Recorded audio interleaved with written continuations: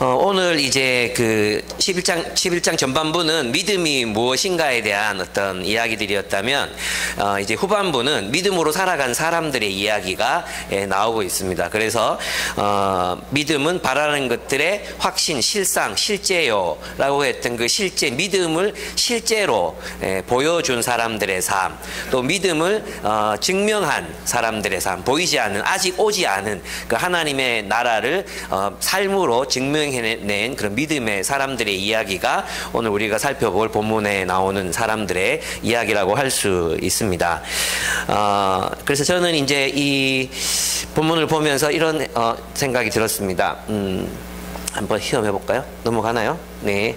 오늘 이제 여기 나오는 이 믿음의 사람들의 삶을 보면 믿음에 대해서는 특급적 되는 그런 아주 탁월한 믿음의 사람들이라고 할 수 있습니다. 믿음의 본으로 제시되고 있지만 이 사람들만 믿음을 가지니 구원받을 믿음을 가질 그런 사람들은 아닌 것 같아요. 왜냐하면 오늘 본문에 보면 이렇게 이런 삶을 살아갔던 사람들도 굉장히 연약할 때가 있었고 어릴 때도 있었고 또 실수할 때도 있었거든요.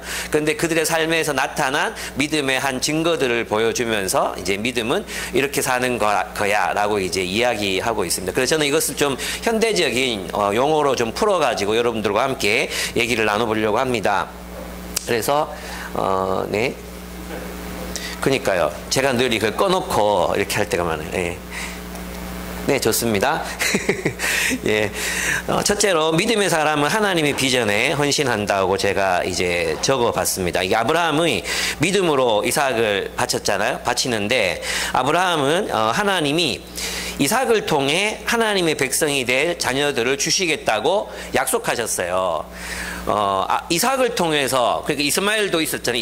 이스마엘도 있고 이삭도 있었는데 하나님이 이삭을 통해서 하늘의 별과 같이 땅의 티끌과 같이 많은 자손을 주겠다고 약속했는데 그 이삭을 제물로 바치라고 하니까 아브라함이 평소에 믿고 있었던 하나님의 선하신 성품과도 어긋나고 또 이 이삭을 통해서 바치라 했는데 왜 자손을 준다 했는데 왜 이삭을 바치라 할까? 굉장히 이제 마음에 갈등이 되었던 것 같습니다. 근데 이제 아브라함은 하나님을 믿기로 이렇게 작정합니다. 그것은 이제 여러 가지 이유가 있었는데 하나는 창세기 21장 12절입니다. 한번 같이 읽어봤으면 좋겠습니다. 시작.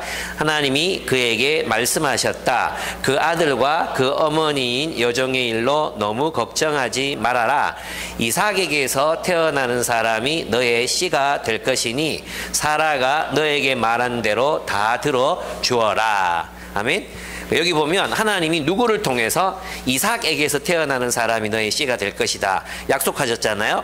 그러니까 이제 아브라함의 마음에는 아브라함은 하나님이 이삭을 죽이게 하시지 않을 거다, 다른 대안이 있을 거다, 이런 마음도 있었을 것 같고, 혹은 또 죽여도 하나님이 다시 살리실 거라는 믿음이 있었던 것 같습니다. 그래서 이제 아브라함은 자기 시종에게 이렇게 말할 수 있었어요. 같이 한번 읽어보겠습니다. 시작. 그는 자기 종들에게 말하였다.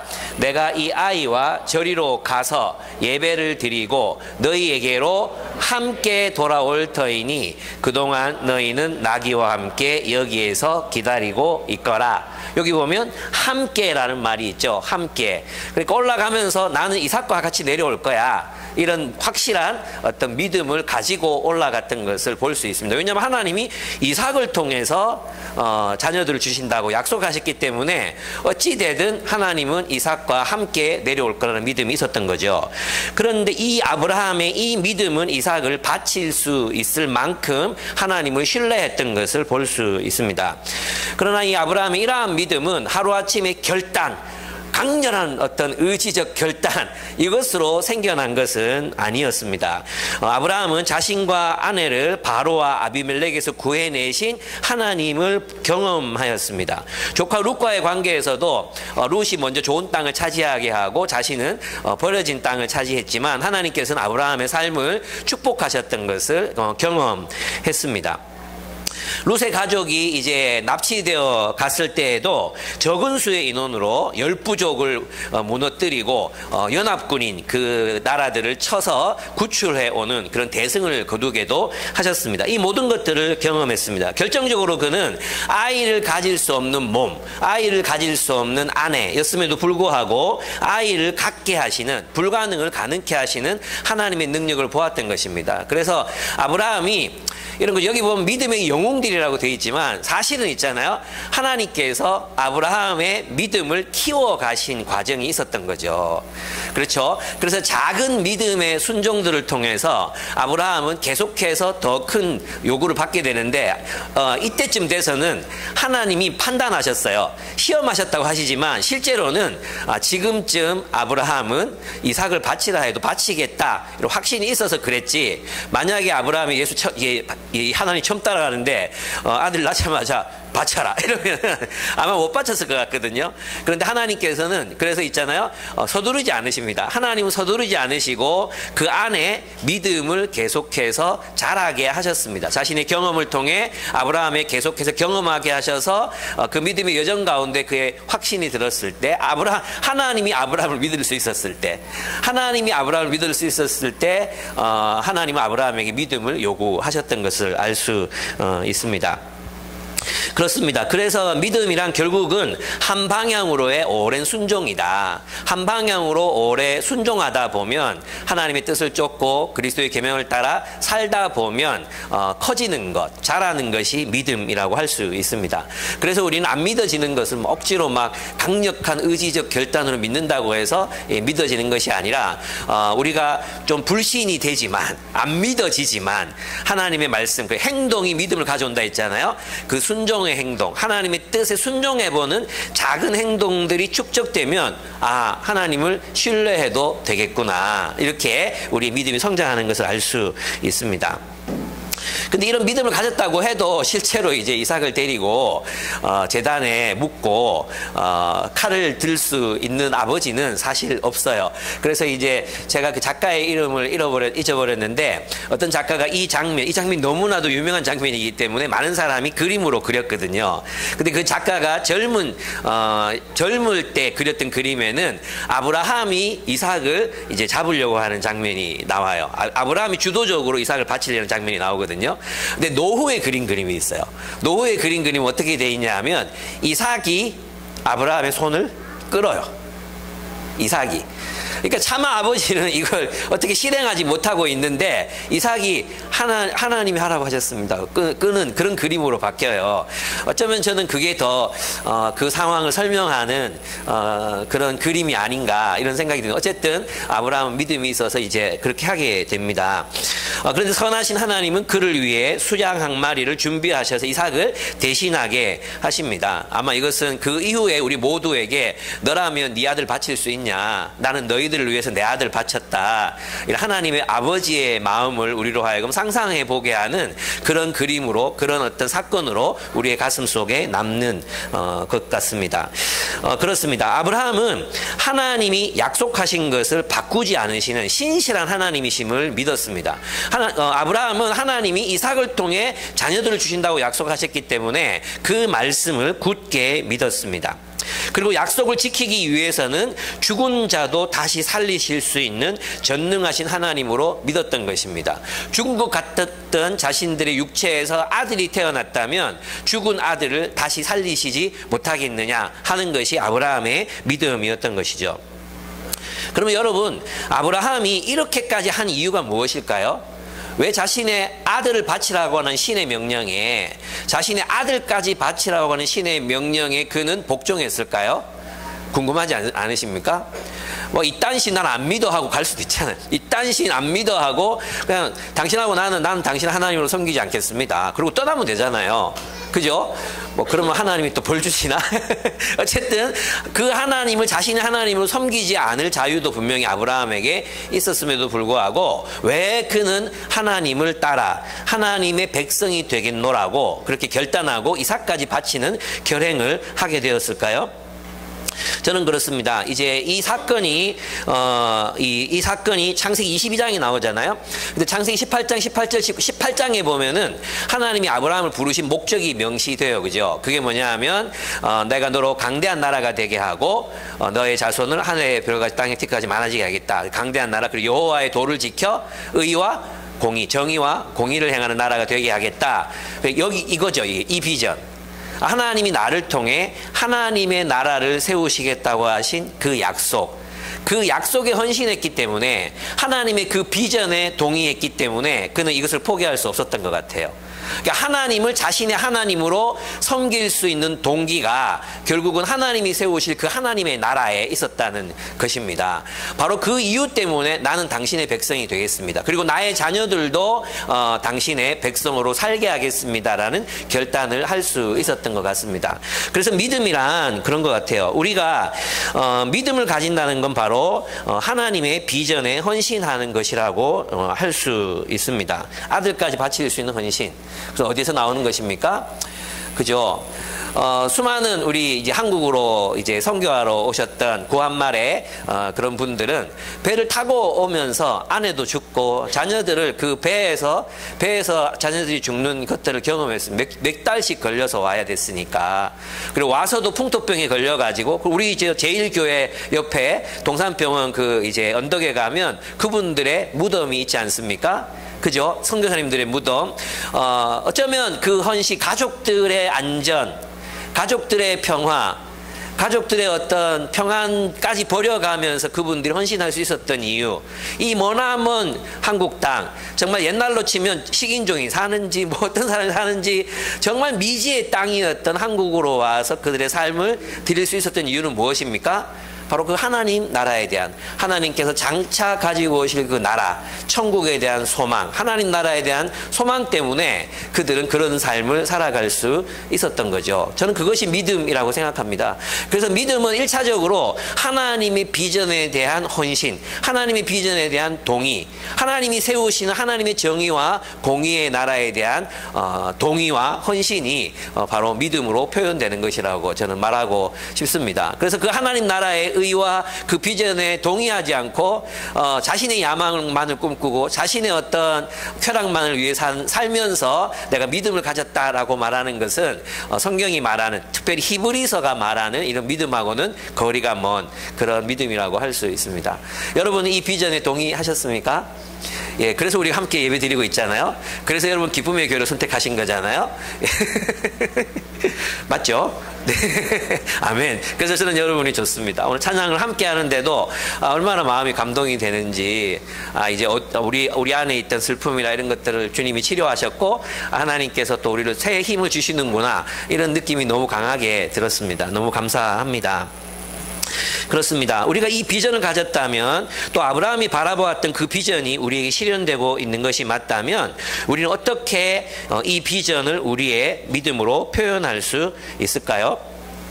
그렇죠. 그러면 아브라함이 바라봤던 그 비전이 이제 지금 우리가 살아가는 세계에서는 일부 성취된 것이잖아요. 그래서 이제 39절 한번 보시면, 39절을 보시면, 이 사람들은 모두 믿음으로 말미암아 훌륭한 사람이라는 평판을 받았지만 약속된 것을 받지는 못하였습니다. 그 약속된 게 뭐였습니까? 하나님 나라잖아. 하나님 나라, 하나님 그리스도의 나라, 그리스도께서 다스리시는 나라, 그 나라를 받지는 못했어. 그러나 40절, 하나님께서 우리를 위하여 더 좋은 계획을 미리 세워 우리가 없이는 그들이 완성에 이르지 못하게 하신 것입니다. 우리의 존재가 완성에 이르는 중간 단계라는 거죠. 그죠? 그럼 완성이 됐어. 그럼 그들이 바라봤던 하나님의 의와 공의를 실현하는 공동체가 세상에 세워지는 거, 하나님 나라가 세워지는 게 목표였다면, 그들이 바라본 꿈이었다면, 우리는 그리스도의 통치로 이 하나님의 통치가 실현되는 공동체를 살고 있잖아요. 그리스도를 따라서 우리 이 교회 공동체가, 기쁨의 교회 공동체가, 또 세상의 수많은 교회 공동체들이 그 하나님의 의와 공의가 실현되는 하나님 나라를 살아가고 있는 거 아닙니까? 맞습니까? 그렇다면 이 비전을 가진 사람, 하나님 나라의 비전을 가진 사람이라면 저는 이런 것 같아요. 그래서 초대교회 성도들이 서신서들에서 계속해서 강조하고 있는 게 뭡니까? 사랑하라. 더 많이 사랑하라. 사랑하라. 더 많이 사랑하라. 그것으로 아브라함이 꿨던 꿈들이 이루어지는 거죠. 그래서 아브라함이 멀리서 바라보면서 우리 교회를 바라본다면 아 그래 저기 그리스도의 계명을 따라 서로를 뜨겁게 사랑하는 자들이 있구나. 그죠? 하나님의 약속이 성취되고 있구나를 아마도 안심하고 하늘에서 빙글에 아빠 미소를 지으면서 우리를 바라보고 있을 거라고 저는 생각합니다. 그래서 하나님의 비전에 헌신한다는 것은 결국 우리가 함께 서로 뜨겁게 사랑하는 공동체를 세우는 것이라고 말할 수 있습니다. 그래서 그냥 대면대면한 그런 관계에 머물지 않고 우리가 서로를 어떻게 더 뜨겁게 사랑할까? 갈등이 생겼을 때 피하고 도망가지 않고 어떻게 저 사람과 화해를 이룰 수 있을까? 우리 가운데 힘없고 연약한 사람들 우리가 함께 어떻게 돕고 세워갈 수 있을까? 그런 것들을 고민하며 이 우리 공동체 안에 하나님의 꿈을 꾸는 것, 하나님이 꿈꾸시던 공동체가 되는 것, 나라가 되는 것, 그죠? 그것이 첫째 하나님의 비전에 동의하는 삶이 아닌가. 그래서 서신서들에서 하나님의 이 비전이 성취된 공동체임에도 불구하고 막 어마무시하고 거대한 어떤 아젠다를 우리에게 제시하고 있는 게 아니라 사랑하라, 더 많이 사랑하라고 모든 사도들이 공통적으로 이야기하고 있는 이유가 저는 거기에 있다고 생각합니다. 그래서 하나님의 이 비전에 헌신한 사람, 믿음을 가진 사람은 사랑의 공동체를 세우는 일에 헌신할 것이라고 저는 믿습니다. 네. 그리고 믿음의 사람은 오늘 본문에 보면 가정에 대한 이야기가 계속해서 한 몇 번 나오거든요. 저는 이 부분이 굉장히 좋았습니다. 믿음의 사람은 가정을 하나님 나라로 세웁니다. 사실 여기 나오는 이삭과 야곱은 참 연약하고 한심하다고 표현하기까지는 그렇지만 연약하고 이기적이고 또 믿음하고는 좀 거리가 먼 그런 종류의 사람들이었습니다. 무슨 말이냐면 믿음의 사람들은 연약하고 한계가 분명히 있습니다. 그런데 그들은 이제 나이가 들어갈수록 노년이 되어갈수록 이제 어떤 이삭은 나이 들어서 이제 고기를 탐하느라 하나님의 뜻을 잘 분간하지 못하는 상태가 됐잖아요.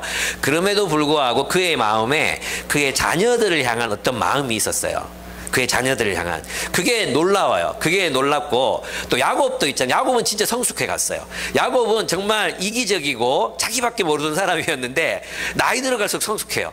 진짜 야곱은 고난을 통해 성자가 된 사람이에요. 말년에 지팡이를 의지하고 하나님을 경배하는 모습은 진짜 성자의 모습을 보는 것 같습니다. 그래서 야곱은 뒤꿈치를 잡은 막 교활한 사람 이렇게 여겨지지만 야곱은 진짜 믿음의 길을 잘 걸어가지고 정말 너무나도 성숙한 성자의 모습으로 노년을 마무리하고 있습니다. 또 저도 그렇게 되기를 바라는데요. 여러분 가정은 어떻습니까? 우리 가정 안에서 우리의 모습은 우리의 실체가 드러나는 곳이잖아요. 그죠? 그래서 밖에서 아무리 신앙 좋은 척 해도 우리 가정에서는 쇼하기가 어려워. 가정에서는 그걸 다 이렇게 진짜 모습이 나타나는 장소가 가정이란 말이에요. 근데 그 가정에서 가장이 어떤 신앙을 가지고 살았는가가 이제 나오는데 한번 보시면 먼저 이게 이제 이삭이죠. 이삭의 축복입니다. 제가 한번 읽어볼게요. 하나님은 하늘의 이슬과 땅의 기름짐이며 또 풍성한 곡식과 포도주를 내게 주시기를 원하노라. 여기까지 보면 기복신앙도 아니고 그냥 이렇게 축복을 했네 이렇게 되잖아요. 그죠? 그런데 그 뒤에 보면은 만민이 너를 섬기고 열국이 내게 굴복하리니 내가 형제들의 주가 되고 내 어머니 아들들이 내게 굴복하며 너를 저주하는 자는 저주를 받고 너를 축복하는 자는 복을 받기를 원하노라 했어요.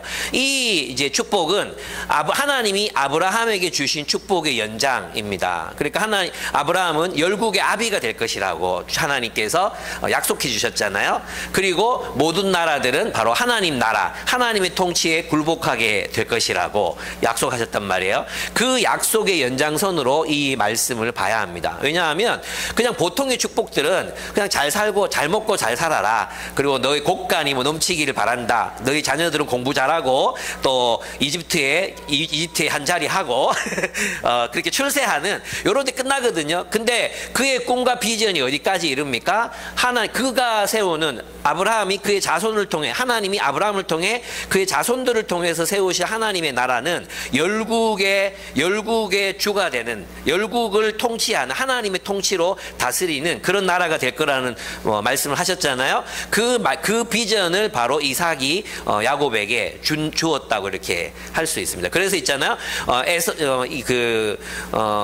이삭이 야곱에게는 이런 축복을 하지만 에서에게 할 수 없었던 이유가 뭐냐하면 바로 하나님이 하나님의 나라를 야곱을 통해 세우실 것을 알았기 때문에 또 그전에도 얘기했잖아요. 그 작은 자가 큰 자가 작은 자를 섬기리라 그 말씀을 기억하고 바로 이렇게 하나님 나라의 관점에서 자녀를 축복하고 있습니다. 또 이제 이건 요셉을 축복한 건데 뒤에 이제 요셉을 축복하고 나서 야곱이 12아들들을 이제 11아들을 축복하는 장면이 나와요. 근데 여러분 창세기 읽어보시면 이게 저주인가 축복인가 이게 굉장히 헷갈리는 용어들이 많아요. 이제 그렇긴 한데 어쨌든 요셉에 대해서 이런 축복을 합니다. 나의 할아버지 아브라함과 아버지 이삭을 보살펴 주신 하나님. 예, 하나님에 대한 이야기가 나오죠. 내가 태어난 날로부터 오늘 이르기까지 나의 모사입니다. 모사가 되어주신 하나님, 온갖 어려움에서 나를 건져주신 이게 맞나? 건져주신 천사께서 이 아이들에게 복을 내려주시기를 빕니다. 나의 이름과 할아버지의 이름 아브라함과 아버지의 이름 이삭이 이 아이들에게서 살아있게 하여 주시기를 빕니다. 이 아이들의 자손이 이 땅에서 크게 불어나게 하여 주시기를 빕니다. 여기 보면 아브라함과 이삭과 야곱의 이름이 그 아이들에게 살아있기를 원한다 이렇게 말하잖아요. 그러면 우리가 이스라엘 하나님을 말할 때 아브라함의 하나님, 이삭의 하나님, 야곱의 하나님 너희에게 말한다, 명한다 이렇게 말했을 때는 하나님의 언약을 상기시키는 말씀이거든요. 그 하나님의 언약에 따라 뭐예요? 이스라엘의 자손이 이 땅에서 크게 불어나게 해주시길 바란다. 하나님이 아브라함이 하신 약속이 그들 자손을 통해서 이루어지길 원한다. 무슨 말이냐 하면 하나님이 약속하신 하나님의 나라가 나의 자녀들을 통해서도 성취되기를 바랍니다. 이것이 이제 바로 이삭과 야곱이 드렸던 기도라고 할 수 있습니다. 그렇습니다. 그가 이렇게 기도한 이유는 하나님이 아브라함에게 약속하신 하나님의 나라가 그의 자손들을 통해서 이루어지기를 소망했기 때문입니다. 그리고 야곱은 지팡이에 의지해서 하나님을 경배하는 모습으로 이제 마지막 장면이 묘사되고 있습니다. 얼마나 멋진 모습인지 모릅니다. 그러니까 야곱의 마음속에는 하나님을 경외하는 마음과 또 하나님의 나라가 이 땅에서 흥왕하게 되는 것, 하나님의 통치가 온 세상에 이제 널리 펼쳐지게 되는 것, 그것을 꿈꾸었다는 것을 알 수 있죠. 여러분 자녀들에 대한 꿈이 무엇입니까? 여러분 자녀들 공부를 잘하는 아이로 자라는 거 이게 목표입니까? 아니면 하나님 나라를 가슴에 품은 아이로 성장하는 것이 여러분의 꿈입니까? 여러분 마음속에 아마 둘 다 되면 안 돼요 라는 질문이 생겼을 거라고 생각합니다. 그렇습니다. 둘 다 될 수 있죠. 둘 다 될 수 있습니다. 근데 제가 여러분의 자녀들 맡아 기르는 결과 몇 되지 않습니다. 하나 나오면 많이 나올 것 같아요. 근데 우리는 자꾸만 세상에 휘둘립니다. 세상에 자꾸 휘둘려가지고 이거 안 시키면 불안해지고 저거 안 하면 마음이 내가 지금 애들 이렇게 키워도 되나 싶고 막 그런 마음들이 생기잖아요. 아무리 나는 아이들 성적에 별로 관심 없다 해도 애들 성적 받아오는 거 보면 화가 나는 게 부모 마음입니다. 그렇죠. 우리 명은이도 2개 맞아서 왔는데 아빠 나 잘했지 이러는데 내가 뭐라고 대답해야 될지를 모르겠더라고요. 받아쓰기 10개 중에 2개 맞아왔는데 아빠 나 잘했지 그러는데 뭐라고 대답해야 돼요? 그래 수고했어 그래야 되나? 이런 것들이 이제 그렇습니다. 그리고 하여튼 그런 일들이 일어나게 되거든요. 저는 우리가 아이들이 공부는 좀 못해도 그러니까 이 말은 있잖아요. 토요일 날 또는 수요일 날 또 주일 날 어떻게 학원 가는 시간을 빼앗기더라도 아이들 신앙의 친구들과 교제하고 같이 또 말씀 묵상하고 그렇게 나누는 삶, 정말 그 신앙적인 그런 공동체를 만들어주는 삶, 거기에 우선순위를 우리가 두지 않으면 아이들이 우선순위는 공부로 갈 수밖에 없잖아요. 우리는 지금 아이들 어떻게 키우고 있는가? 정말 잘 생각해 봐야 돼. 우리 아이들한테 그런 얘기 했거든요. 너희들 일주일 내내 세상에서 세상 사람들하고 세상 친구들하고 지내고 또 쇼츠 보고 비디오 게임하고 뭐 이렇게 하면서 지내다가 주일날 와서 45분짜리 설교 듣고 내가 45분 안 넘기겠다 약속했거든요. 대신에 너희들 집중해서 듣기로 했는데 자꾸 5분씩 넘어가가지고 조금 미안하긴 한데 어쨌든 그렇습니다. 그런데 요 45분과 한 1시간 정도의 나눔을 가지고 너희가 진짜 기독교인으로 살 수 있겠냐. 그지? 시간적으로 너무 안 되잖아. 그래서 수련회도 하고 자주 모이는 거야. 자매 하나가, 중학교 2학년 자매 하나가 우리 교회는 왜 이렇게 자주 모여요? 그래가지고 우리 자주 모이는 거 아니고 사실은 우리가 정말 더 많이 함께 지내고 또 공부도 하고 책도 읽고 또 나눔도 하고 그래야 되는데 사실 최소한의 시간 너희들을 요구하는 거라고 이렇게 얘기했거든요. 여러분은 여러분의 우선순위는 어디에 있습니까? 여러분의 자녀들을 어떤 아이로 기르기를 원하십니까? 저는 아이들이 하나님 나라를 꿈꿀 줄 알고 이 세상의 가포 눈물들을 품을 줄 아는 아이, 그리고 이웃을 사랑할 줄 아는 아이들로 컸으면 좋겠어요. 예, 여러분도 그런 아이로 자라게 하고 싶지 않습니까? 예, 그러면 아이들에게 많은 시간을 하나님의 백성들과 함께 할 수 있도록 이렇게 해주는 게 정말 필요한 것 같아요. 우리가 우리는 우리의 본성이 이제 우리 교회는 그래도 이제 아이들 그렇게 키우려고 정말 애를 쓰는 것 같아요. 근데 말과 다르게 아이들이 이제 공부가 가장 중요한, 그래서 분만 공부 끝나면 막 빨리 학원 안 가고 뭐 하노 막 이렇게 해가지고는 대학 가면 다 신앙 버리죠. 왜냐하면 부모님들이 신앙보다 더 중요한 게 있다고 가르친 거잖아요. 그죠? 신앙보다 더 중요한 게 있다고 가르쳐놓고는 대학 가서 나는 신앙보다 더 중요한 거 가르친 대로 사는데 왜 나한테 교회 나오라 그러냐. 정말 있잖아요. 제가 신흥종 간사님 그리고 우리 때 친구 전영중 목사님 이런 분들 만나보면 지난주도 얘기했잖아요. 진짜 나이 많이 들어가지고 자녀들이 교회를 안 나와. 근데 그 많은 돈이 그냥 허무하다는 거예요. 자녀들이 믿음을 가지고 성장하는 걸 보고 싶었는데 이 많은 재산이 진짜 허무하다는 거예요. 이게 내가 뭐하러 돈을 이렇게 많이 벌었지? 이런 생각을 하신대요. 그런 분도 우리 만나면 참 좋을 텐데. 의미 있게 쓸 수 있는데 그죠? 그게 제일 후회가 되거든요. 그래서 저는 부모님들이 삶 속에서 신앙으로 살아가는 모습 보여줘야 되고, 밥상머리 앉아서도 신앙적인 이야기들 있잖아요. 너 이거 어떻게 생각해? 이건 너 어떻게 성경은 이걸 뭐 어떻게 보는 것 같아? 너 교과서에서 뭐 배웠어? 오늘 본 영화에서 뭐 네가 하는 게임이 성경적이지 않은 건 뭐야? 우리가 성경적인 게임만 할 수는 없으니까 발로란트를 하면서도 누구를 쏴 죽이면서 한 마리 두 마리라고 말하면 안 되잖아요. 그죠?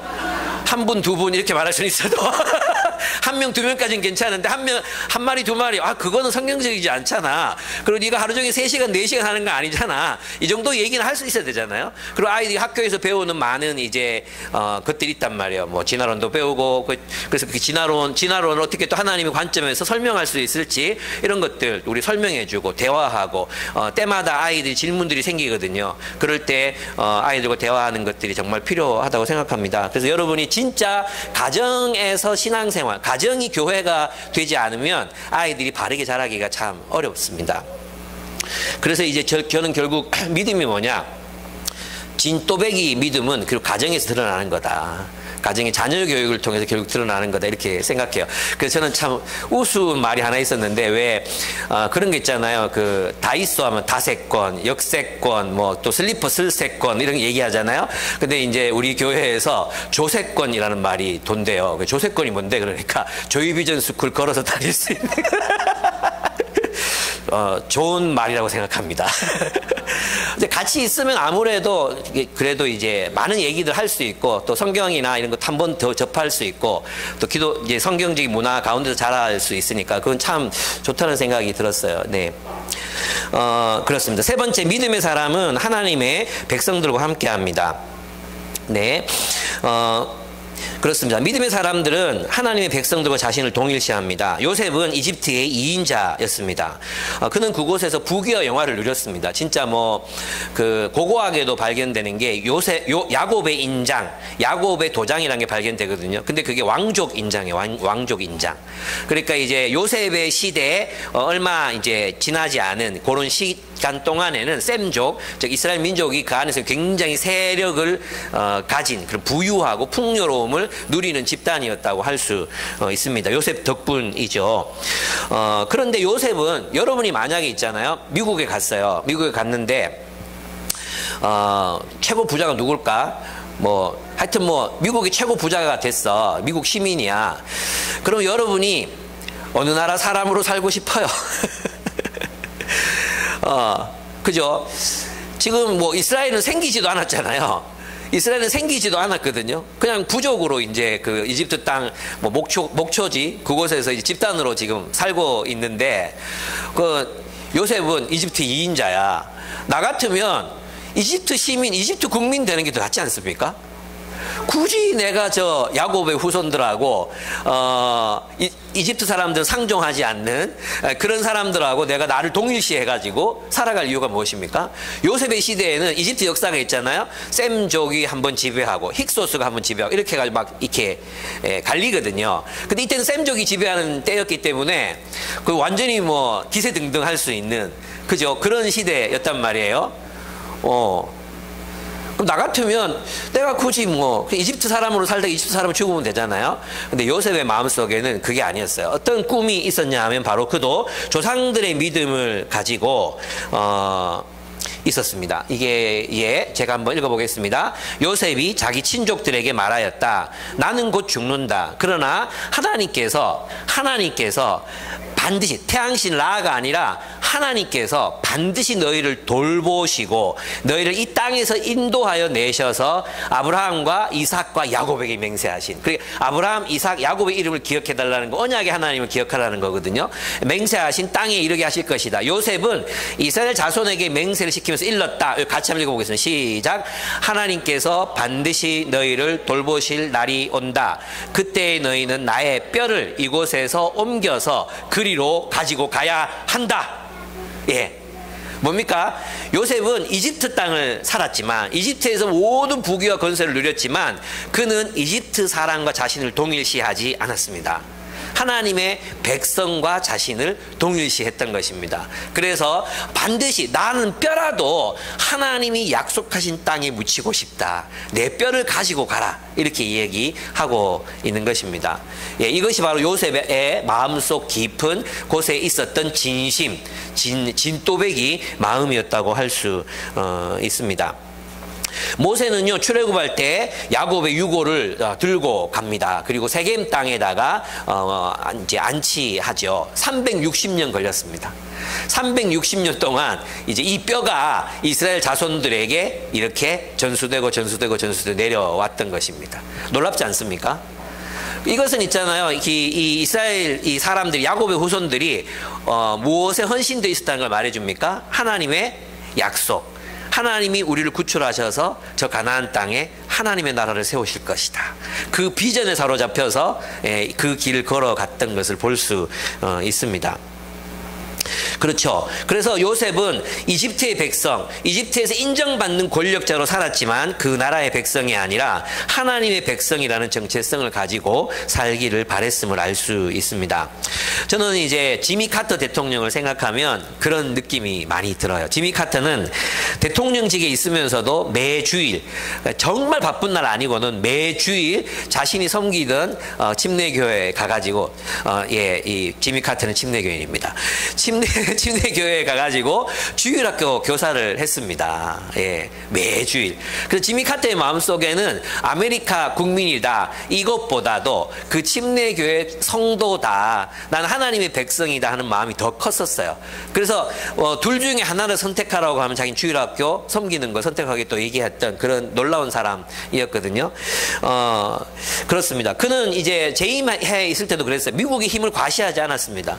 미국의 힘을 막 그래서 카터 대통령 때 미국의 힘이 많이 약화됐다는 평가를 듣기도 했습니다. 그는 미국의 힘을 과시하지 않았고 국제적인 평화를 이루기 위해 힘을 썼습니다. 그렇죠? 트럼프하고는 완전히 반대의 인물입니다. 근데 미국 기독교인들이 카터보다 트럼프를 지지한다는 것은 굉장히 슬픈 일이라고 할 수 있습니다. 퇴임 후에 그는 트럼프 지지하는 사람들인데 왜 이렇게 분위기가 썰렁해지는지 모르겠는데 퇴임 후에 헤비타트 운동을 통해서 집 없는 사람들이 집을 지어준 것도 바로 그의 신앙적인 그 동기에서 비롯된 것이었습니다. 그리고 퇴임 후에도 지금도 돌아가셨나? 예, 지금 제가 확인 안 해보고 모르겠습니다. 그래서 어쨌든 한 교회에서 성인들과 함께 성경 공부 모임을 계속해서 진행하고 계십니다. 바로 그가 어디에 속한 사람이었는지를 보여주는 거죠. 예. 그렇습니다. 모세는 이집트의 왕자로 살아갈 수 있었으나 하나님의 백성들과 자신을 동일시합니다. 그는 이집트에서 받을 부와 쾌락의 길을 거부하고 이집트를 떠납니다. 이집트의 파라오를 두려워하지 않고 하나님을 바라보고 의지했던 것입니다. 모세가 이런 정체성을 가지게 된 것은 이제 요게벳, 유모로 들어왔던 모세의 어머니의 교육 탓이기도 했어요. 그런데 이제 여러분 아셔야 되는 건 뭐냐면 이때 모세는 셈족이라고 했잖아요. 근데 지금 권력이 바뀌었어요. 권력이 바뀌어가지고 요셉을 모르는 왕이 등극했잖아요. 그래서 있잖아요. 모세의 피부 색깔이 그 이제 힉소스족하고는 달라요. 그래서 이제 모세가 이렇게 이 바구니에서 울고 있으니까 대번 공주가 뭐라고 말해요? 히브리인의 자녀구나라고 얘기해요. 생긴 게 달라요. 그래서 모세는 아마도 왕궁에서 왕족으로 부귀와 영화를 누렸지만 그 안에서 약간은 차별받는 그런 위치에 있었다고 가정해 볼 수 있습니다. 그래서 그는 아마도 자신의 정체성을 굉장히 찾으려고 애를 썼던 것 같아요. 그리고 그가 처음 가졌던 생각은 어떤 생각이었냐 하면 혁명이었어요. 혁명을 꿈꾸거든요. 왜냐하면 이 이스라엘 사람들의 숫자가 이집트인보다 많아졌거든요. 그래서 혁명을 꿈꿔요. 그래서 이제 죽이잖아요. 그 이집트 동족을 막 패고 있는 사람을 죽이잖아요. 그러면 모세는 그들이 자기를 지지할 줄 알았거든요. 근데 한 사람이 뭐라 그러면 네가 우리의 왕이라도 되려느냐 이렇게 말해요. 네가 우리의 왕이라도 되려느냐라고 말하거든요. 그러면 그 다음에 모세가 사람 죽인 게 탄로 나가지고 도망을 간 게 아니라 사실은 그 마음 속에 혁명을 꿈꾸고 있었는데 그 혁명이 탄로난 거예요. 혁명 의도가 탄로난 거예요. 그래서 무력한 자로 쫓겨나게 되는 거죠. 근데 하나님께서는 모세의 마음에 가졌던 혁명적인 꿈이 아니고 어떤 꿈이에요? 하나님의 꿈을 심어 주시거든요. 하나님의 꿈, 그것은 바로 새로운 창조죠. 그 이스라엘 이집트에서 이끌어내서 광야를 통해 하나님의 나라를 세우시겠다는 새로운 창조, 거기에 모세는 동의하게 됩니다. 그리고 이집트 왕족의 자리를 떠나서 종족과 함께하는 길을 이제 선택하게 되었다는 것이 그런 어떤 맥락이라고 할 수 있습니다. 그래서 히브리서 기자는 모세의 이러한 선택을 그리스도를 위하여 받는 모욕이라고 표현했어요. 그리스도가 없잖아요. 근데 모세의 마음에는 이런 거죠. 이제 하나님이 모세에게 뭐라고 말씀하셨습니까? 이 모세에게 내가 너와 같은 선지자 하나를 일으킬 것이니 너희는 그의 말을 들을지어다. 이렇게 이제 모세가 백성들에게 얘기한단 말이에요. 그러면 이 기도 응답이 어떤 배경에서 나왔는지 한번 상상해 보신 적 있습니까? 어떤 배경에서 나왔겠어요? 뭐냐 하면 모세가 생각해도 야들이 하나님의 나라를 세울 거라고 상상이 안 가는 거예요. 안 그렇습니까? 하나님 이 새끼들 아닌 것 같은데요. 이런 마음이 하나님이 막 이들 돌진해서 이들을 막 다 죽이고 싶다 이렇게 했을 때도 어쩌면 모세 마음 한켠에는 그러십시오 이런 마음이 들었을지도 몰라요. 너무나도 안심했으니까 끊임없이 반발하고 반항하고 그랬으니까 하나님 근데 진짜 얘들이 사실은 이집트 시민보다 더 못한 것 같고 저 팔레스타인에 살아가고 있는 원부족들보다 뭐 잘난 게 뭡니까? 이들이 어떻게 하나님 나라 백성이 되겠습니까? 라고 막 이렇게 하나님께 물어봤을 것 같아요. 그때 하나님께서 대답해 주신 게 뭐냐 하면 내가 너와 같은 리더, 선지자라고 표현되어 있지만 리더거든요. 리더. 내가 너와 같은 리더 하나를 일으킬 것이다. 장차 그가 하나님의 나라를 세울 것이다. 말씀해 주신 거예요. 그래서 이제 모세가 그 이야기를 듣고 백성들에게 너희가 나한테는 이렇게 불순종하고 나한테 이렇게 대들지만 언젠가 그분이 오시면 너희는 그 말을 들을지어다 이렇게 얘기한 그 한 선지자, 모세와 같은 한 선지자를 하나님 보내셨잖아요. 그 그리스도가 받으시는 고난, 그 그리스도를 위하여 받는 고난, 그 그리스도가 세우시는 나라를 위해서 받는 고난을 그가 겪었다. 그가 기꺼이 그 고난을 당했다. 이렇게 여러분 이 본문을 이해할 수 있습니다. 그래서 모세는 믿음으로 유월절과 피 뿌리는 것이, 이거는 있잖아요. 탈출하는데 아무 도움이 안 되는 거예요, 사실. 뭐 문지방에 피 바르고, 그죠? 이거는 결국은 어디에서 나온 거라, 하나님의 마음에서 나온 거라는 거 알 수 있죠. 그죠? 이 피 뿌림으로 너희는 애굽에서 죽는다. 너희가 이 피 뿌린 어린 양과 함께 너희는 죽었다. 이것은 너희가 그리스도가 너희를 위해 죽으시는 죽음을 의미한다. 그리고 언젠가 너희는 이 죽음을 벗어나서 너희는 하나님의 나라 백성이 될 것이다. 너희는 이집트에서 죽었다. 나 다 죽은 거야. 그리고 너는 하나님 나라 백성이 될 거야. 이건 뭐예요? 철저하게 모세의 어떤 계획 속에서 나온 게 아니라 하나님의 계획 속에서 나온 거죠. 그래 모세는 이것을 정치적으로나 군사적으로나 이렇게 해석하지 않고 하나님의 말씀을 그대로 믿고 실행했다는 거죠. 무슨 뜻인지 아시겠죠? 그래서 이 모든 출애굽 과정들이 인간의 어떤 지혜와 노력, 이게 아니라 하나님의 주권적인 역사였는데 모세는 그것에 대해 순종함으로 출애굽을 성취되었다는 것입니다. 그렇습니다. 그래서 믿음이 뭔가 했을 때, 믿음이란 자신의 소속을 하나님의 백성으로 삼는 것이라고 할 수 있습니다. 믿음이 우리가 어디에 속한 사람인지를 묻는다는 거죠. 믿음은 우리가 어디에 속했냐, 당신 어디에 속한 사람이냐, 당신의 본질은 어디냐, 이거는 묻는 거죠. C.S. 루이스도 똑같은 얘기를 했어요. 우리가 신실한 그리스도인이라면 우리가 가지고 있는 그리스도인으로서의 색깔, 그것은 어디에선지 드러날 수밖에 없다는 것입니다. 그래서 연예인 중에도 보면 있잖아요. 크리스찬들이 있거든요. 크리스찬들. 요거는 좀 이렇게 녹음해. 그분은 자신이 크리스찬인 걸 잘 안 드러내요. 근데 장나라 씨, 난 장나라 너무 좋아요. 예. 장나라 씨는 크리스찬이잖아요. 근데 자신이 크리스찬인 걸 드러내요. 그리고 자신이 그렇게 하는 일을 하는 이유도 이제 예수님 때문이라고 설명하거든요. 저는 그런 모습이 너무 멋있어요. 예. 앞에 마이크 잡고 뭐 하나님께 구하고 이거 안 해도 있잖아요. 그녀가 살아간 삶의 궤적을 보면 진짜 그리스도인 같잖아요. 또 최근에 진짜 센세이션을 했던 크리스찬들이 있었어요. 그분이 누구냐 하면 민희진 씨 아십니까? 민희진 압니까? 뉴진스. 예. 이분은요, 쌍욕을 좀 해서 그렇지, 자기가 왜 이 아이돌 업계가 부패하고 썩어 빠졌는데, 여기에서 내가 왜 하나님의 정의를 부르짖느냐. 난 돈도 많이 벌었고, 뭐 필요 없는데, 어쨌든 나는 기독교인의 이름으로, 나는 기독교 세계관으로 하나님 위해서 이런 일을 한다. 이렇게 얘기하면서 막 공개적으로 얘기하거든요. 그래서 많은 사람들이, 많은 이제 젠지들이 그 모습을 굉장히 멋있어요. 우리 딸내미도 있잖아요. 아, 민희진 멋있는 사람이라고 이렇게 말해요. 물론 여기 여러분 호불호가 있을 수 있습니다. 예. 그런데 저는 그런 어떤 정말 자신의 신앙을 드러내는 어떤 사람들, 그런 모습들이 너무 좋은 것 같아요. 또 하나 있잖아요. 또 한 분, 전두환 씨 손자. 그죠? 전두환 씨 손자. 우리 할배 나쁜 놈이다. 이렇게 누가 얘기할 수 있겠어요? 우리 할배 나쁜 놈이다. 지금 우리 집에 돈 많다. 나쁜 돈 많다. 뭐 이렇게 막 고발했잖아요. 그것도 자신의 어떤 신앙을 걸고 한 일이잖아요. 이런 것들이 이제 어떤 우리 믿음의 어떤 고백들이라고 좀 할 수 있을 것 같습니다. 그래서 믿음이란 자신의 소속을 밝히는 거죠. 나는 어디 소속이다. 그걸 분명하게 하는 거죠.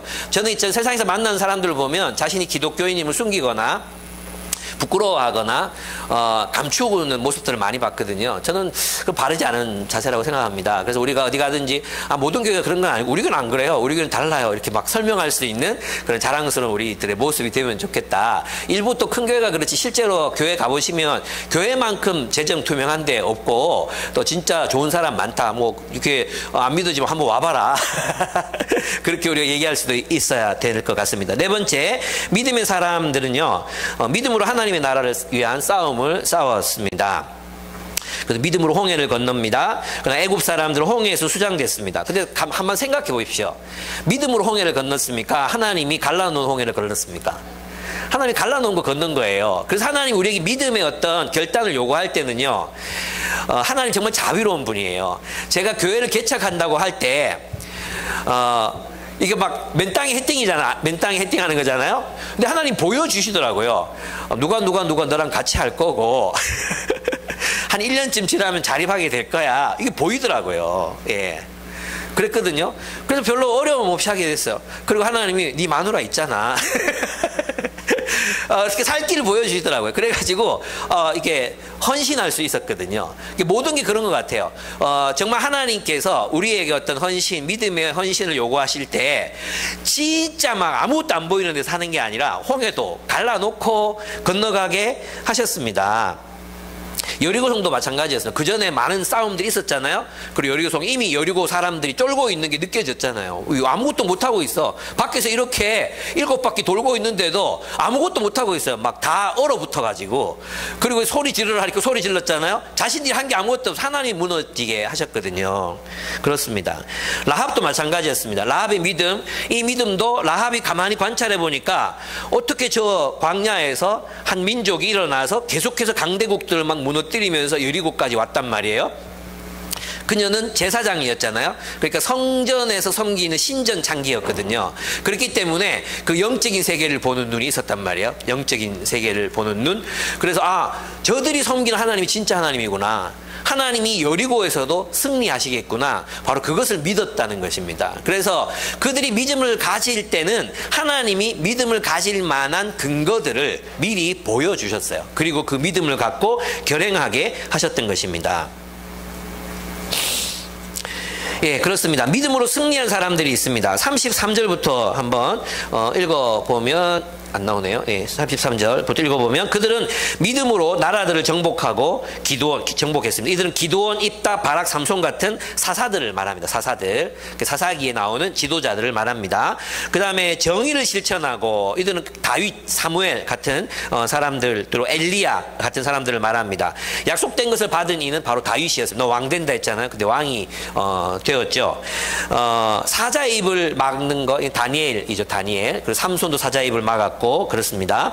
불의 위력을 꺾고 다니엘과 세 친구를 말합니다. 칼날을 피하고 다윗과 엘리야, 엘리사를 말합니다. 약한 데서 강하여지고 삼손, 눈먼 채로, 머리가 깎인 채로, 그죠? 또 큰 역사를 일으킵니다. 기드온 얼마나 겁쟁이였습니까? 적들이 못 보게 구덩이 파가지고 타작하고 이렇게 겁쟁이였거든요. 그래서 이 기드온이 어디서 힘을 얻습니까?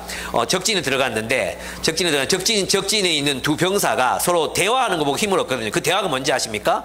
보리떡 두 덩이가 막 굴러 이거 상상하면 난 너무 웃겨요. 보리떡 두 덩이가 막 굴러오더니 우리 진을 다 파했다. 근데 여러분 이거 얘기 들으면 얼마나 보리떡 두 덩이가? 이거 안 웃깁니까? 이게 나는 이거 본문 볼 때마다 너무 웃겨요. 보리떡 두 덩이가 우리를 멸망시켰다고 얘기하는 기드온이 여기 힘을 얻습니다. 그 보리떡이 나구나. 내가 그렇게 연약한 존재인데 하나님이 나를 통해 이기시겠구나. 그래서 기드온이 약한 데서 강해졌잖아요. 그래서 승리하게 됩니다. 이런 거 다 보면 있잖아. 하나님이 이미 너 이긴다, 다 보여줘. 너 이긴다, 너 승리한다, 너 이렇게 될 거다 다 보여주셨거든요. 그래서 거기에 대해서 이제 사람들은 반응했을 뿐이라는 것입니다. 전쟁에서 용맹을 떨치고 외국 군대를 물리쳐서 이는 다윗과 또 마카비 가문을 말합니다. 죽었다가 부활한 가족을 다시 만나는 것, 엘리야와 엘리사의 그 수넴 여인 그리고 사르밧 과부를 말하는 것입니다. 그렇습니다. 그렇다면 오늘날 우리가 하나님 나라의 싸움을 싸운다는 것은 결국 무엇을 의미하겠어요? 믿음은 하나님의 싸움을 싸우는 거죠. 그 하나님의 싸움에 가담하는 것, 하나님이 이기실 것을 믿기 때문에, 궁극적으로 하나님이 승리하실 것을 믿기 때문에 우리가 하나님의 싸움에 가담하는 것, 그 믿음 때문에 하나님의 싸움을 함께 싸우는 사람이 되는 것이 바로 믿음입니다. 그렇다면 오늘날 우리가 하나님 나라의 싸움을 싸우는 건 뭐냐? 우리가 전쟁을 할 것도 아니잖아요. 우리가 전쟁을 할 것도 아니에요. 지금 또 뭐 10월 27일 날 보수적인 교회들이 막 200만 명이 모여가지고 차별금지법 반대하는 그런 구국 기도 운동을 한다 그러는데, 그렇게 해야 되는 건가? 그게 승리하는 건가? 전혀 저는 아니라고 생각합니다.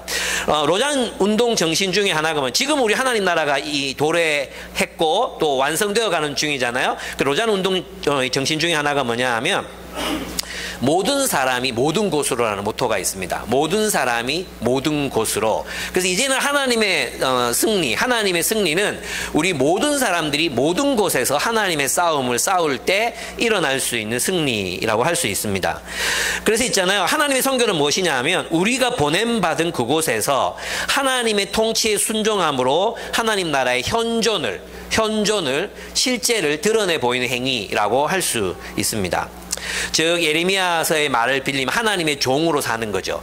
하나님의 종으로 우리가 보냄받은 그곳, 가정, 직장, 세상 속에서 하나님의 종으로서의 삶을 살아가는 것, 그거예요. 그럼 하나님의 종이 뭔데요? 하나님의 종이 어떤 역할을 합니까? 그렇습니다. 하나님의 정의를 실현하고 함께 일하고 사는 사람들을 사랑하며 화해와 평화를 구하는 삶이라고 할 수 있습니다. 이렇게 말하니까 굉장히 거창한 것 같잖아요. 근데 이걸 한마디로 요약하면 돌봄이라고 할 수 있습니다. 돌보는 것입니다. 하나님은 아담과 하와를 창조하시고 나서 세상을 생육하고 번성하라, 땅을 다스리고 정복하라 했잖아요. 근데 그걸 가만히 들여다보면 돌보라는 겁니다. 돌보라. 자연을 돌보라. 동물을 돌보라. 너 자신을 돌보라. 사람들을 돌보라. 그래서 하나님의 성교는 돌봄이라고 말할 수도 있습니다. 여러분, 우리는 돌보기 위해서 파송받습니다. 우리가 속한 곳의 사람들을 돌보기 위해서 파송을 받고요. 우리가 살고 있는 지역의 환경을 돌보기 위해서 보냄을 받습니다. 그 돌보라는 사람들을, 가포 눈물들을 돌보라고, 멘티들을 돌보라고 우리는 보내심을 받습니다. 여러분, 직장으로 여러분을 하나님 보내신 이유와 목적은 그곳을 돌보라는 것입니다. 여러분이 하는 일을 통해서 다른 이들을 돌보고 거기 있는 직장 동료들을 돌보는 삶, 그것이 바로 우리의 선교적 소명이라고 할 수 있습니다. 이 돌봄을 위한 훈련이 우리에게 돼야 되는 거죠. 그래서 있잖아요, 우리가 이 돌본다는 거, 사실 이 돌봄의 가치가 얼마나 중요하면, 이 돌봄이 되지 않잖아요. 그러면 우리는 세상의 그 윤리를 따라 경쟁하고 지배하고 분열을 통해 또 지배하고 차별하고 뭐 이런 일들이 일어나게 되는 거죠. 그죠? 그래서 우리는 폭력에 저항하고, 그리고 또 진영 논리에 저항하고 막 이렇게 사는 것. 그런 하나님의 선교에 참여한다는 게 뭐겠어요? 결국은 모든 것들을 요약하면 돌보는 삶이라고 할 수 있습니다. 그래서 있잖아요, 지금 우리가 할 일은 세상의 권력을 장악하고 그걸 흔들어 가지고 있잖아요. 저는 왜 200만이 모이는 이 기도 집회를 반대하느냐 하면, 오늘 주일 예배 27일날 주일 예배 다 째고 서울에 가서 데모하자는 거거든요. 차별금지법 통과시키지 말라고 데모하자는 건데, 코로나 때도 예배를 그렇게 시켰던 사람들이 이때는 예배가 안 중요해. 이런 모순이 어디 있습니까? 예배 다 드리고 가야지. 근데 이제 예배 드리지 말고 올라가서 데모하자는 겁니다. 첫째, 그 이유로 나는 그거는 이율 배반이다. 그건 안 된다. 두 번째, 힘으로 우리가 뭔가 세상을 바꾸려고 했던 모든 시도는 다 실패했다. 십자군 운동 한번 봐라. 십자군 운동 성공했냐? 이명박이 서울시를 하나님께 드린다 했다가 우체됐냐? 개쪽당했다 우리가. 지금 이거 200만 이렇게 하고 나면은 몰라, 노인들은 좀 좋아할지 몰라. 노인들은. 근데 20, 30대들 없다고 난리치면서 20, 30대를 다 교회로부터 등 돌리게 할 거냐? 그들은 가치 소비를 하는 친구들이, 가치 소비. 그죠? 그래서 뭐 환경 오염시키는 기업은 물건 안 사요.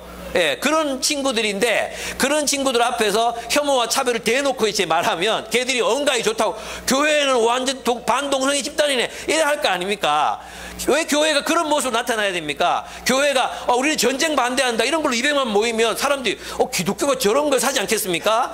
예, 기독교인들이 막 한 500만 300만 모여가지고 우리 여기 헌금해가지고 신혼부부 집 지주자 막, 그리고 전세 사기 피해자들 우리 국가가 못하는 거 막 우리가 그냥 돈 모아갖고 그냥 다 해접비자 막 이러면은 사람들이 안 믿겠습니까? 왜 기독교의 그 수많은 아름다운 측면을 놔두고 있잖아요. 이거 왜 반대하는지 아십니까? 결국은 우리한테 피해 온다 이거예요. 우리한테 피해 온다. 이런 이기적인 생각이 어디 있습니까? 우리한테 피해 준다. 아닙니까? 우리한테 피해 준다. 이거 금지되면 우리가 동성애 반대도 못하고 설교하면 어떤 사람이 유언비어 성경책 들고 교회 오다가 붙잡혀 간다. 감옥 간다. 이런 얘기합니다. 진짜 말도 안 되는 그런 이야기 완전히 세뇌돼가지고 진짜 한번 생각을 해보십시오.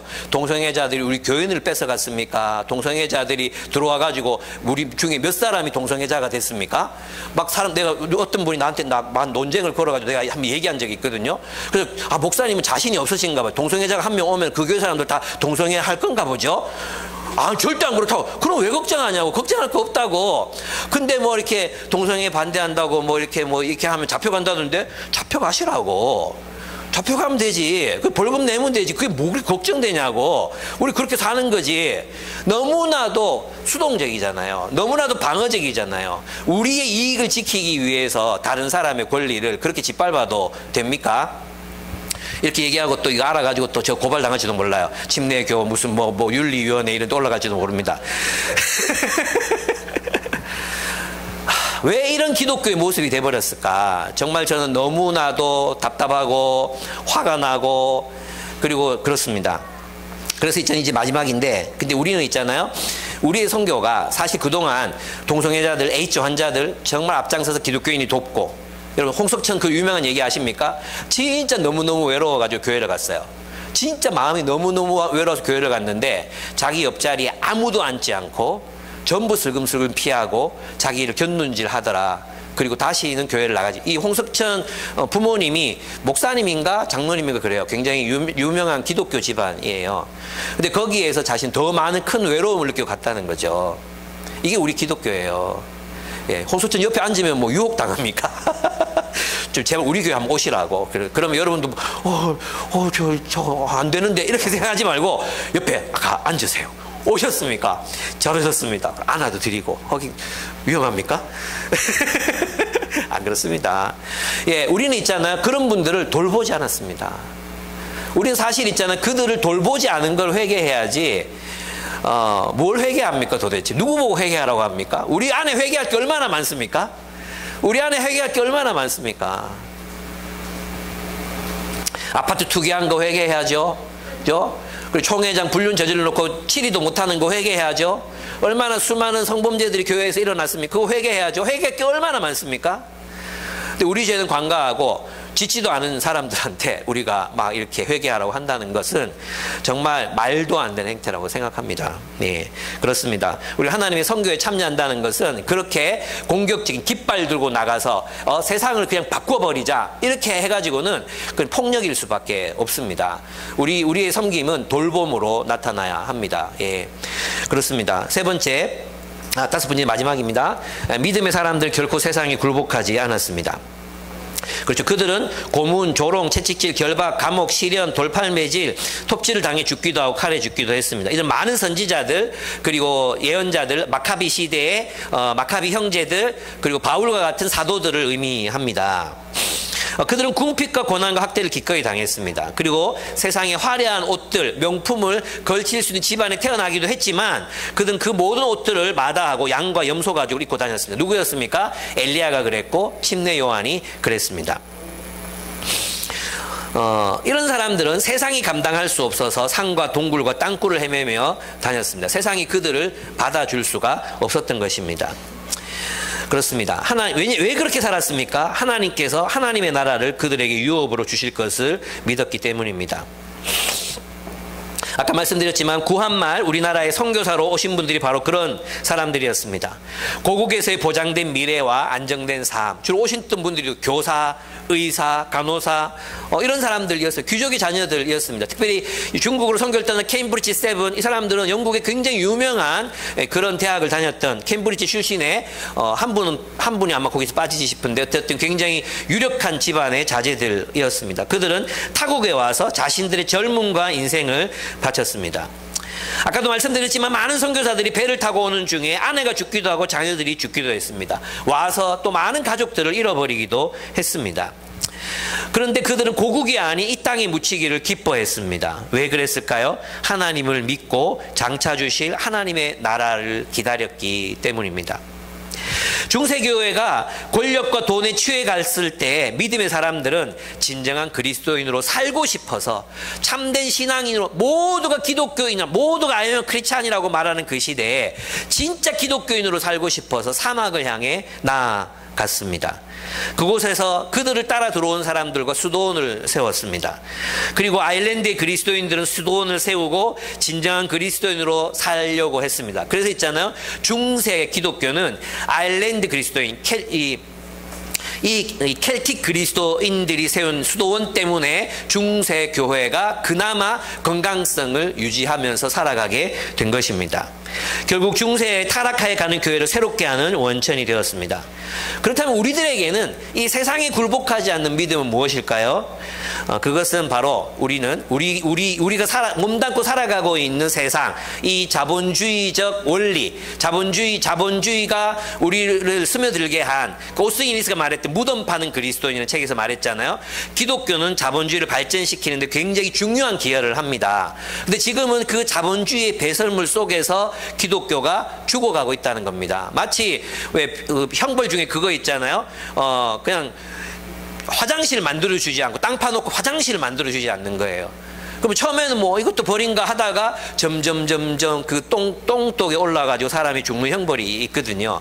그것처럼 우리 세계 교회, 미국 교회뿐만 아니라 세계 모든 교회들이 바로 그렇게 똥통에 빠져서 지금 죽어가고 있는 그런 현실이거든요.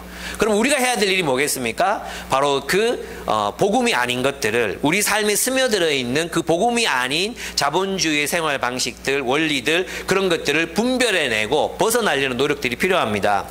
뭐 내돈내산, 소비주의, 또 우리 안에 스며들어 있는 폭력성, 그리고 진영 논리, 흑백 논리, 능력주의, 이런 것들을 거부하고 그리스도를 따르는 삶이 바로 믿음의 삶이라고 할 수 있습니다. 그래서 저는 우리가 지금 여기에서 믿음으로 사는 것, 세상에 굴복하지 않고 사는 것이 무엇일까를 정말로 고민한다면 우리 삶에 스며들어 있는 세상의 가치관들, 그것이 뭔가, 내가 당연히 여기고 살아가고 있는 그것들, 나도 모르게 세상의 정복당에 살아가고 있는 그것은 무엇인가.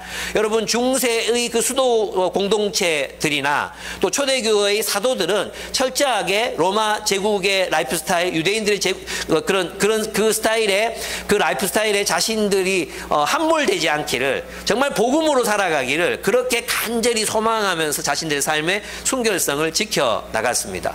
우리도 그래야 됩니다. 예, 우리도 그래야 됩니다. 사실 동성애는 우리에게 직접적인 영향을 주기 어려워요. 예, 그건 뭐 성향의 문제이기도 하기 때문에 동성애자 아닌 사람이 동성애에 끌려가지고 동성애 이런 일은 일어나지 않거든요. 그죠? 그렇다면 우리가 진짜 방어해야 되는 게 뭐겠습니까? 우리 아이들이 내돈내산, 그죠? 그리고 뭐 각자 도생, 또 혼자 고립된 삶, 또 소비주의 문화, 또 미디어에 그냥 잠식당하고 있지는 않은지, 게임들 중에서도 뭐 괜찮은, 뭐 요거는 뭐 분별하면서 하면 괜찮겠다는 것도 있지만 이거는 좀 안 좋은 건데 분명히 그런 게 있거든요. 그런 것들을 이제 분별해서 아이들을 너 이거는 왜 무조건 안 돼 하면 반발심 때문에 안 되잖아요. 왜 너 이거 여기 들어있는 세계관이 뭐라고 생각해? 이번에 세계관 캠프 가잖아요. 여기 들어있는 세계관이 뭐라고 생각해? 이거는 이 사람들은 뭐 어떤 세계관으로 이걸 만든 것 같아? 이걸 분별할 수 있도록 가르치고 그리스도의 말씀이 우리에게 뭘 요구하는지를 찾아서 순종하게 하는 그 훈련들이 지금부터 일어나야 된다고 저는 믿습니다. 우리 자신부터가 그렇게 살아가야 한다고 믿습니다. 그렇습니다. 그리고 이제 우리 사회 막 흑백 논리, 흑 아니면 백. 나는 있잖아요. 그 개혁주의 교회들이, 복음주의고 개혁주의 교회들이 제일 싫어하는 게 뭔지 아십니까? 율법이거든, 율법주의. 그죠? 많이 들어봤죠? 율법주의 하면은 막 진짜 경기하거든, 경기. 근데 있잖아요. 자기 자신들에 대해서는 너무나도 너그러운 은혜로 자기를 봐요. 너무나도 너그러운 은혜의 관점으로 자기를 보고요. 남들에 대해서는 율법주의로 보는 거예요. 저 새끼들 저거 하면 안 되지, 이렇게 보는 거예요. 반대가 돼야 안 됩니까? 그렇습니다. 저는 이런 부분에서도 우리가 잘 분별해야, 흑백 논리에 빠지면 안 된다. 진영 논리에 빠지면 안 된다. 이번에 이제 뭐 오늘도 수많은 교회들 한강 얘기를 할 건데 안 하려고 하다가 또 하게 되는데, 한강이 노벨 문학상을 받았잖아요. 저는 그 채식주의자 읽으면서 불편해가지고 진짜 너무 괴롭다, 고통스러워하면서 끝까지 읽었던 기억이 나거든요. 그게 왜 괴로웠냐 하면 폭력이었거든요. 폭력. 그 약자를 향해, 개인을 향해 막 고기를 막 딸아이의 입에 막 쳐넣어주는 그런 장면들이 막 나오거든요. 그게 너무 불편한 거예요. 왜 불편했까 생각해 보면은 우리가 그런 폭력에 쩔어 있는 문화 속에서 살아가고 있으니까 내가 행하는 그게 폭력인지도 모르고 그렇게 살고 있을 때가 진짜 많다는 생각이 들었어요. 우리가 이거 분별해야 됩니다. 예. 그런데 이거 한강이 이제 내가 몇 권의 책을 읽어본 건 아니지만 소년이 온다, 뭐, 그도 채식주의자 이런 책들을 이렇게 보면 결국 이제 광주잖아요, 광주. 우리나라에서는 광주가 바로 그런 폭력의 희생양이었잖아요. 그리고 제주 4.3 사건 이런 것들도 마찬가지 폭력이었잖아요. 그래서 저는 이런 어떤 부분에서 그리스도인들이 약자들을 향해서 약자들을 돌보고 약자들을 섬기고 이렇게 해야 되는데 우리 여기 이념으로 가버리는 거죠. 그거 빨갱이 아니야? 제가 이 설교 하잖아요. 이 설교 누가 들으면은 저거 좌파다. 내가 우리 지방에 가가지고 진짜 말도 안 되게 옆에 어떤 분 나는 막 얘기하고 있는데 뭐 이거 27일 가는 문제 때문에 막 얘기하고 토론하고 있었는데 옆에 한 분이 오시더니 김유봉 목사 상당히 위험한 사람이네. 막 이러는 거예요. 아니 내가 위험한지 안 한지 내가 무슨 생각 갖고 있는지 알고 얘기하냐고. 그래가지고 막 얘기했어요. 그래 자본주의를 아시냐고. 그러니까 자본주의는 모든 사람이 자기가 노력한 만큼 가져가는 게 자본주의래요. 내가 거기에서 내가 진짜 너무 빵 터져가지고 자본주의는 구조상 원래 그게 안 되는 게 자본주의입니다. 그래서 수정 자본주의가 나오는 거고 유럽의 자본주의 막 추구하다가 사람들이 사회주의를 도입하는 이유도 다 거기 있습니다. 이 사람 위험한 사람이라는 거예요. 그래서 내가 자본주의가 그렇게 싫으면 자본주의가 악이라고 말하면 이분이 뭐라고 얘기해요? 자본주의가 그렇게 악이라고 생각하면 자본주의 세상을 떠나세요. 그런 거예요. 어디로 갈까요? 어디로 가야 되는데요? 나는 그 모독입니다. 나는 우리나라 좋아합니다. 그리고 이게 공산주의, 자본주의, 사회주의 중에 있으면 저는 자본주의 세상에 살 겁니다. 그래서 나에 대한 모독이니까 사과하세요. 내가 이랬거든. 그랬더니 이분이 사과를 했어요. 나 너무 깜짝 놀라서 사과하셨어요. 그리고 집에 갔는데 저녁 한 8시쯤 됐는데 진심으로 죄송하다. 모독적인 언사를 써서 죄송하다. 이분이 이제 또 우리 편이 될 수 있는 가능성이 높아졌어요. 예, 여러분 있잖아요. 내가 요거 얘기하고 마칠게. 이거는 이제 저희 지방애가 완전 진짜 극보수에다가 완전 태극기 부대이었거든요. 근데 우리 8년, 9년 동안 성경 공부했잖아요. 근데 이번에 이제 전남식 목사님이라고 동성애 집회 가서 축복기도 해준 분이 있어요. 근데 저는 분별 없는 행동이었다고 저는 개인적으로 생각해요. 근데 그분이 7일을 당할 만큼, 제명을 당할 만큼의 죄는 아니다. 그러면 동성애자의 누군가는 친구가 돼야 그 사람들이 복음을 듣지. 다 혐오하고 차별하는데 누가 오냐. 그래서 친구가 예수님 세리와 창기의 친구였다. 예수님 바로 야곱은 바로를 축복했다. 이걸로 이거 하면 안 된다. 이랬거든요. 그랬는데 옛날 같으면 있잖아요. 완전 이제 24대 1로 내가 지는 거예요. 24대 1로 투표하면. 이거 무기명 투표했거든요. 근데 9대9예요. 9대9. 김유봉 목사의 리더십. 내가 생각하는 게 뭐냐면 있잖아요. 말해야 돼요. 가만히 있으면 안 돼요. 말을 해야 돼요, 말을. 그래서 우리가 복음으로 사는 게 뭔가, 어제 지난 시간에 저항과 충성. 그죠? 우리가 이 체제를 인정하면서도 하나님 뜻이 아닌 것에 대한 저항하는, 충성과 저항이라는 이 아이러니 속에서 살아가는 게 기독교의 삶이라고 말했잖아요. 저는 그것이 우리에게 필요하다고 생각합니다. 그래서 믿음의 사람들은 세상에 결코 굴복하지 않는데 그 굴복하지 않는다는 의미를 잘 이해해야 돼요. 그리고 흑백 논리가 아니거든요. 진영 논리에 빠지는 것도 아니거든요. 그래서 여러분에게 우리가 뭐가 필요합니까? 하나님 나라의 이 가치를 하나님 말씀의 내러티브를 통해서 잘 이해하기 위해서 책을 읽고 또 남들이 우리에게 뭐라고 말하는지에 대해서도 읽고 불편하지만 또 한강책도 읽어보고 또 거기서 또 우리가 하나님이 그녀를 통해서 우리에게 하시는 말씀에 대해서도 귀를 기울여 보는 것, 타자를 통해 우리를 바라보는 것도 정말로 필요하다는 생각을 하게 됩니다. 그래서 여러분 저는 이렇게 우리가 살았으면 좋겠습니다. 믿음으로 산다는 것. 참 믿음으로 사는 게 너무 멋있지 않습니까? 예, 믿음의 영웅들은 이렇게 살았습니다. 믿음의 사람은 하나님의 비전에 헌신합니다. 믿음의 사람은 가정을 하나님 나라로 세웁니다. 믿음의 사람은 하나님의 백성들과 함께합니다. 믿음의 사람은 믿음으로 하나님의 나라를 위해 싸웁니다. 이 싸움의 성격이 나가서 데모하고 지배하는 게 아니라는 거 꼭 기억하셔야 됩니다. 무슨 싸움입니까? 돌봄을 위한 싸움이다. 우리가 돌보는 사람들을 위한 싸움이다. 이거 기억하셔야 되고, 마지막, 믿음의 사람은 결코 세상에 굴복하지 않습니다. 그런데 이 말들을 제가 한 말로 여러분이 이해하셔야 됩니다. 이 맥락에서 이해하셔야지 굴복하지 않아.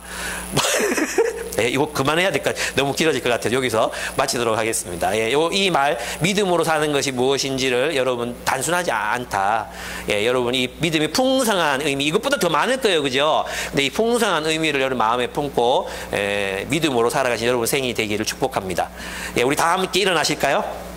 다 함께 일어나서 함께 기도하도록 하겠습니다.